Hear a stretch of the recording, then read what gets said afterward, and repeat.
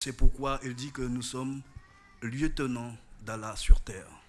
Et c'est cette lieutenance qui est venue nous rappeler Cheikh Ahmadou Bamba en faisant parfaitement ce service, c'est-à-dire lieutenant de Dieu sur terre, c'est-à-dire celui, vous savez, le lieutenant de Dieu, c'est celui à qui tout obéit. Si vous voyez aujourd'hui que le feu veut nous brûler, l'eau peut nous noyer, les animaux peuvent nous attaquer, la nature nous est hostile, il y a des cyclones, il y a toutes sortes de choses que l'homme ne peut pas maîtriser.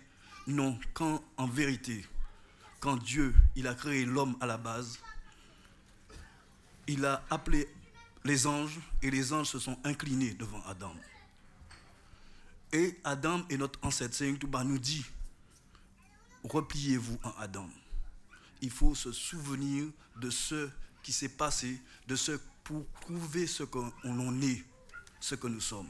Nous sommes d'abord des âmes qui viennent et qui descendent dans un corps. Et à travers ce corps, nous avons un contact, une mission d'amour. Seigneur Touba dit, tu es venu sur terre, tu as trouvé des choses, des hommes ont souffert, ils ont pleuré, ils sont morts, ils ont laissé ces choses. Tu n'as pas trouvé la terre vide. Toi, à ton tour, travaille pour pouvoir laisser un acte, une preuve de ton amour, un acte d'amour sur cette terre. Donc, il a donné, vous savez que le travail, il a donné au travail sa véritable dimension, c'est-à-dire un acte d'amour fait pour Dieu, uniquement. Vous savez pourquoi aujourd'hui il y a des problèmes de chômage, il y a des problèmes de travail, parce que le travail, ce n'est plus une question de travail, c'est une question d'exploitation des hommes par les hommes. C'est une question d'empocher de l'argent, c'est une question de remplir les comptes en banque. Et à cause de cela, on ravage toute la planète. On dessine des peuples, on crée des génocides, on crée toutes ces souffrances. Je vous parle pour vous dire que Seigneur Touba est le médicament que Dieu a envoyé pour sauver cette planète. Et que nous sommes malades, que la maladie nous ravage, elle ravage les cœurs des hommes, elle ravage l'âme des hommes. Nous avons perdu cette lumière que Dieu a mis en nous de toute éternité. Vous savez bien que dans le Coran, Dieu nous dit, ne suis-je pas votre Seigneur? Il vous a posé cette question à tous. Il n'y a pas un homme sur terre à qui cette question n'a pas été posée. Simplement, nous l'avons oublié. Seigneur Touba nous l'a rappelé. Il nous l'a rappelé et il est venu le vivre avec nous dans des moments difficiles, des difficultés extraordinaires. Et ce voyage en Mauritanie, c'est un voyage qui parachève le succès de sa mission. Cette mission est un immense succès. Maintenant, c'est à nous d'agir. Tout est là. Il a écrit des livres et des livres, des enseignements et des enseignements. Il a agi, il a parlé. Maintenant, il faut que nous puissions nous mettre debout, appliquer le médicament que le médecin est venu pour nous guérir. Et si nous appliquons ce médicament, nous allons avancer. Vous savez, l'état dans lequel est l'Afrique actuellement, c'est un état, c'est très difficile parce que, pourquoi? L'esclavage, la colonisation, et la colonisation qui continue parce que j'entends certains dire que certains États d'Afrique sont indépendants.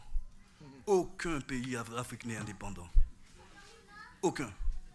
Vous savez, quand on parle une langue étrangère, quand on a une armée étrangère sur son sol, et quand on n'a aucune industrie, quand on a un argent étranger, c'est-à-dire franc CFA, on n'est pas indépendant, on ne peut pas avancer. Mais je vous dis, Seigneur Touba nous a donné la solution. La solution, c'est première chose, la foi.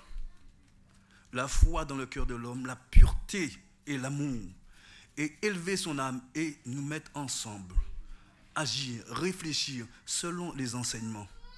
Le premier enseignement qu'il nous a donné, c'est de nous reconnaître en tant que frères, nous aider, nous soutenir et entreprendre, parce que si le travail n'est plus un esclavage, si le travail, ce n'est plus pour le profit, si le travail devient maintenant un acte sanctificateur, c'est-à-dire un acte d'adoration, alors nous pouvons relever toutes les situations. Nous pouvons gagner cette bataille, c'est-à-dire cette bataille actuellement, pas seulement en Afrique, partout dans le monde.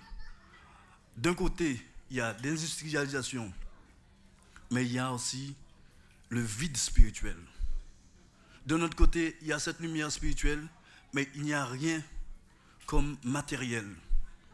Alors, dans ce combat que mène, c'est parce que ce combat, c'est Satan qui mène ce combat, nous pouvons être gagnants en suivant le messager des messagers, Sayyidina Muhammad sallam, et en suivant par là le guide, c'est-à-dire celui qui est venu rappeler le message, Cheikh Ahmad ibn Muhammad ibn Abibala, Kadimu Asullahi, Radiallahu ta'ala anhu, celui qui a déclaré « Je suis éternel et chaque jour je vivrai plus intensément parmi vous. Ma pensée et mes idées traverseront les océans et ramèneront tous les peuples, tous les frères d'Afrique que le colonisateur a dispersés de par le monde. » Et Seigneur Touba n'emmènera pas seulement les frères d'Afrique, il emmènera tous les hommes parce qu'il est le modèle des hommes. Vous savez, quand l'usine Renault crée un véhicule, on dit qu'il crée un prototype. Alors il est le prototype que Dieu a descendu pour nous. Nous n'avons pas de problème de philosophie, de toutes ces choses-là, parce que tout est là. C'est la sagesse. Dieu a dit dans le Coran, la sagesse est au-dessus de la prophétie. Pourquoi? Parce que la prophétie, c'est un homme qui descend. Ce sont des envoyés, un homme. Mais la sagesse, c'est pour toute l'humanité. Et si l'humanité, tous les hommes ont la sagesse, l'humanité ne serait pas ce qu'elle est. Je vous donne un exemple.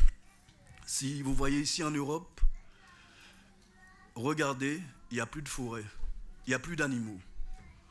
Ils se sont aperçus de leur erreur. Pourquoi pas? À cause de la cruauté, on a tué tous les animaux. À cause de l'appât du gain, on a rasé toutes les forêts. Et maintenant, on veut réinterdire des loups, des ours et toutes ces choses. Mais regardez du côté de l'Afrique. C'est là qu'on trouve les animaux. Maintenant, les gens payent pour venir voir ces animaux. Donc, pourquoi c'est là? Parce qu'il y avait une sagesse ancestrale qui permettait de reconnaître les animaux, les hommes et les arbres comme faisant partie de nous-mêmes, de notre univers, comme étant notre propre main, notre propre doigt. Et donc, c'est cette sagesse. Et cette sagesse-là, Dieu, Allah subhanahu wa ta'ala, dit que le Coran est un rappel. Le Coran n'est pas venu pour dire des choses qui n'ont pas été dites, c'est un rappel sur toutes ces choses anciennes. Donc, Seigneur Touba, là où c'est extraordinaire, il est venu aussi nous rappeler le fond de sagesse ancestrale que nous avons et nous amener à travers notre propre culture, et à travers la culture de chaque peuple, à l'amener au meilleur de lui-même, à donner le meilleur de lui-même. Et à ce moment, tous les hommes seront des frères, il n'y aura pas de complexe et nous allons réussir. Donc, je ne peux pas continuer plus, mais Inch'Allah, dans des prochaines occasions, peut-être que nous aurons l'occasion d'approfondir cela. Allez, salam alaikum wa rahmatullahi wa barakatuh.